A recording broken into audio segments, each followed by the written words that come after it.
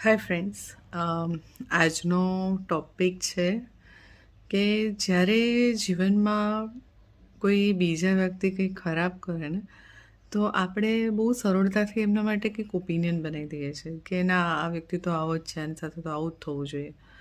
અને આપણે બહુ જલ્દી જજમેન્ટ પાસ કરી દઈએ છીએ કે ના, એ તો ખરાબ જ કરે છે, એ તો હંમેશા આમ જ કરે છે.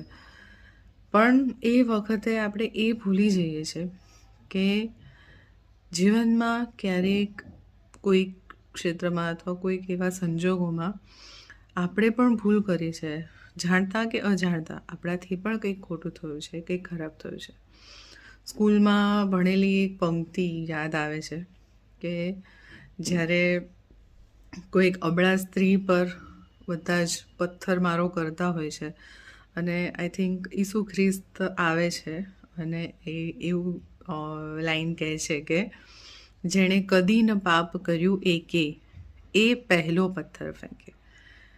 તો પછી બધા જ લોકો પથ્થરો ફેંકીને જતા રહે છે. તો આપણે આ લાઈન આપણે બી આપણા જીવનમાં યાદ રાખવી જોઈએ કે જ્યારે બીજા કંઈક ખોટું કરે છે એમના માટે આપણે કોઈ ઓપિનિયન બાંધી દઈએ છીએ, પણ આપણે એ ભૂલી જઈએ છીએ કે ક્યારેક આપણાથી પણ કોઈક એવા સંજોગોમાં ખોટું થયું હોઈ શકે અથવા થયું છે. તો આપણે પણ કોઈકને કોઈક રીતે ગુનેગાર છીએ જ.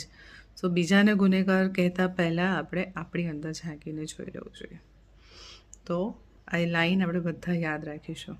જેણે કદીનું પાપ કર્યું એ પહેલો પથ્થર ફેંકે. Okay, by.